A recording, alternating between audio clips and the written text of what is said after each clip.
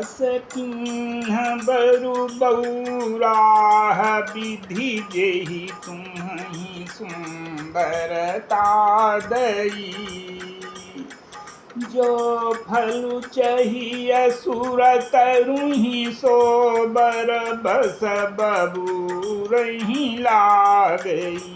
तुम सहित गिरि तैं गिरौं पावको जरम जल निधि महु परौं। घरु जाऊ अपजसु होऊ जद जीवत विबाहु नहौं करौं। जिस विधाता ने तुमको सुंदरता दी है उसने तुम्हारे लिए बर बावला कैसे बनाया। जो फल कल्प वृक्ष में लगना चाहिए वो जबरदस्ती बबूल में लग रहा है। मैं तुम्हें लेकर पहाड़ से गिर पड़ूंगी, आग में जल जाऊंगी या समुद्र में कूद पड़ूंगी। चाहे घर उजड़ जाए और संसार भर में अपकीर्ति फैल जाए, पर जीते जी मैं इस बावले वर से तुम्हारा विवाह नहीं करूंगी। भई विकलय बला सकल दुखित देखी गिरि नारी। करि बिलापुरो दति बदती सुतासने हूँ संभारी। हिमाचल की स्त्री मैना को दुखी देखकर सारी स्त्रियां व्याकुल हो गईं। मैना अपनी कन्या के स्नेह को याद करके बारंबार विलाप करती हैं, रोती हैं और कहती थीं कि नारद करमय काह बिगारा। भवनु मोर जिन्हा बसत उजारा। अस उपदेशु मही जिन दीन्हा। बौरे बरही लागू तपु कीन्हा। मैंने नारद का क्या बिगाड़ा था जिन्होंने मेरा बसता हुआ घर उजाड़ दिया और जिन्होंने पार्वती जी को ऐसा उपदेश दे दिया कि जिससे उसने बावले वर के लिए तपस्या कर डाली। सांच हूँ के मोहन माया उदासीन धनु धान न जाया। पर घर घालक लाजन भीरा। बांझ की जान प्रसव कय पीरा। सचमुच उनके न किसी का मोह है, न माया है, न उनके धन है, न घर है और न स्त्री ही है। वे सबसे उदासीन हैं, इसी से वे दूसरे का घर उजाड़ने वाले हैं। उन्हें न किसी की लाज है न डर है। भला बांझ स्त्री प्रसव की पीड़ा का क्या मतलब जाने। कि जननी बिकल बिलो की भवानी। बोली जुट विवेक मृदुबानी। अस विचारी सोचई मति माता। सो नटरई जो रचई विधाता। माता को विकल देखकर पार्वती जी विवेक युक्त कोमलवाणी से बोली, हे माता, जो विधाता रच देते हैं वो टलता नहीं है। ऐसा विचार कर तुम सोच मत करो। कर्म लिखा जो बाउर नाहूं। तो कत दोष लगाई काहू। तुम सममिटही कि विधि के अंका। मातु व्यर्थ जनि लेहूं कलंका। जो मेरे भाग्य में बावला ही पति लिखा है तो किसी को क्या दोष लगाया जाए। हे माता, क्या विधाता के अंक तुमसे मिट सकते हैं। वृथा कलंक का टीका मत लगाओ। जनिले मातु कलंक करुणा परिहरहीं अवसर नहीं। दुख सुख जो लिखा लीलार हमरे जाब जहाँ पाऊ बतहीं। सुनी माँ बचन बीनीत कोमल सकल बला सोचहीं। बहु भांति विधि लगाई दूषण नयन बारी विमोचहीं। फिर पार्वती जी माता कहती हैं, हे माता कलंक मत लो, रोना छोड़ दो। यह अवसर विषाद करने का नहीं है। मेरे भाग्य में जो दुख सुख लिखा है उसे मैं जहाँ जाऊंगी वहीं पाऊंगी। पार्वती जी के ऐसे विनय भरे कोमल वचन सुनकर सारी स्त्रियां सोच करने लगीं और भांति भांति से विधाता को दोष देकर आंखों से आंसू बहाने लगीं। कितने ही अवसर नारद सहित अरु ऋषि सप्त समेत समाचार सुनि तुहिनगी गवने तुरत निकेतो। तब नारद इस समाचार को सुनते ही हिमाचल उसी समय नारद जी और सप्तर्षियों को साथ लेकर अपने घर आ गए। तब नारद सबहि समझावा पूर्व कथा प्रसंग सुनावा। मयना सत्य सुनहु मम बानी जगदम्बा तव सुता भवानी। तब नारद जी ने पूर्व जन्म की कथा सुनाकर सबको समझाया और कहा कि हे मैना तुम मेरी सच्ची बात सुनो। तुम्हारी यह लड़की साक्षात जगत जननी भवानी है।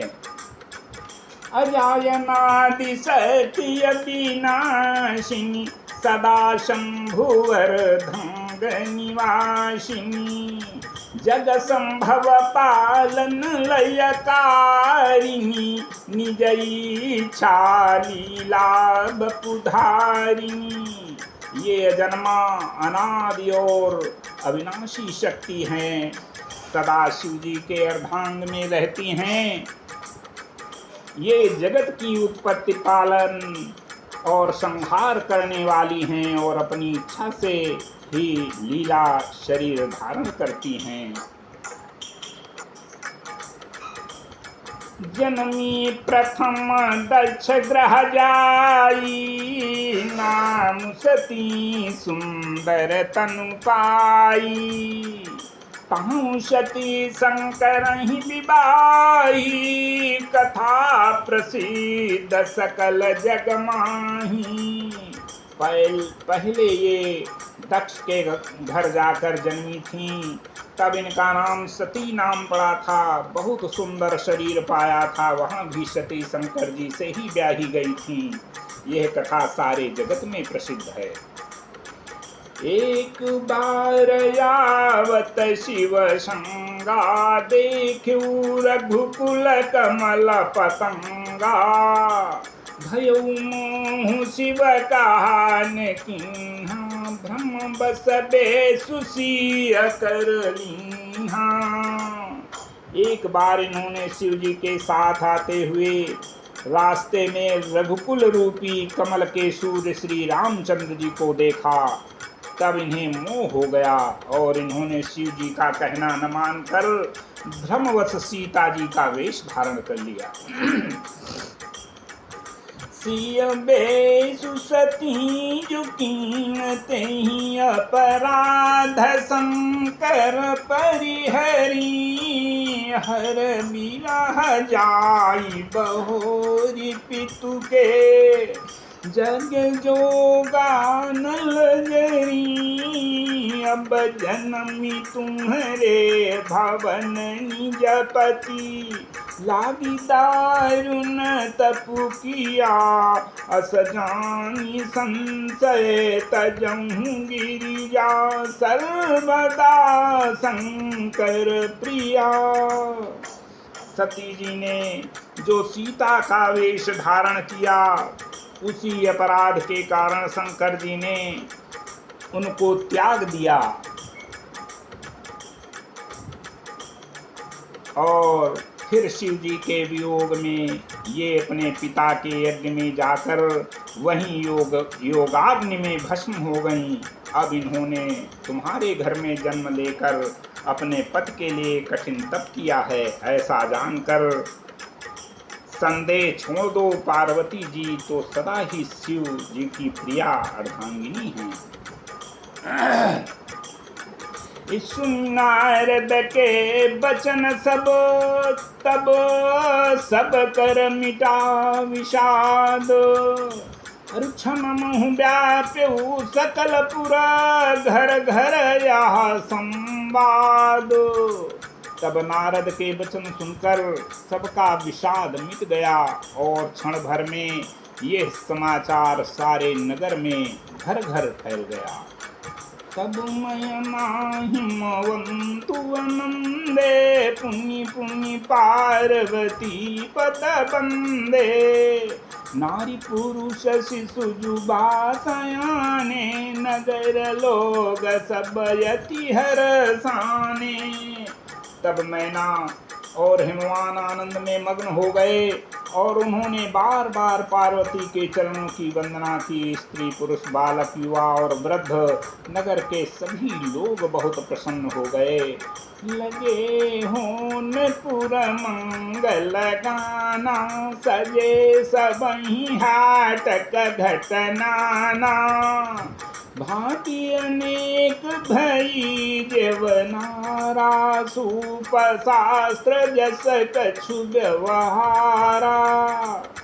नगर में मंगल गीत गाए जाने लगे और सबने भांति भांति के सुवर्ण के कलश सजाए। पाक शास्त्र में जैसी रीति है उसके अनुसार अनेक भांति की जेवनार हुई, रसोइयां बनी। सो जवनार की जाई बखानी, बसही भवन जय मातु भवानी। सादर बोले सकल बराती, विष्णु बिरंच देव सब जाति। जिस घर में स्वयं माता भवानी रहती हूँ, वहाँ की जेवनार भोजन सामग्री का वर्णन कैसे किया जा सकता है। हिमाचल ने आदर पूर्वक सब बरातियों को, विष्णु ब्रह्मा और सब जात के देवताओं को बुलाया। विविध पाति बैठी जेवनारा, लागे पर सुन निपुण सुवारा। नारी वृंद सुर जेवत जानी, लगी बेन गारी मृदुबानी। भोजन करने वालों की बहुत सी पंगतें बैठी, चतुर रसोइये परोसने लगे। स्त्रियों की मंडलियां देवताओं को भोजन करते जानकर कोमल वाणी से गालियां देने लगी। गारी मधुर स्वर दे सुंदरी, बिंग बचन सुनावहीं। भोजन करहीं सुरयति विलम्ब, विनोद सुनि सचु पावहीं। जयवत जो बढ़ो नंदु समुख, कोटि हूँ न परे कहो। अचवाई दीने पान गमने, बास जहाँ जाको रहो।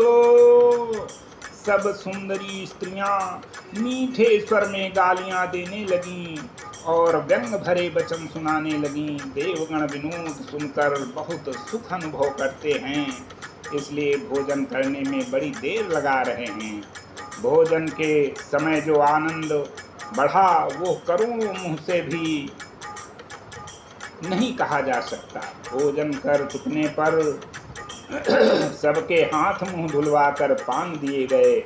फिर सब लोग जो जहाँ ठहरे थे वहाँ चले गए। बोलो सियावर रामचंद्र की जय।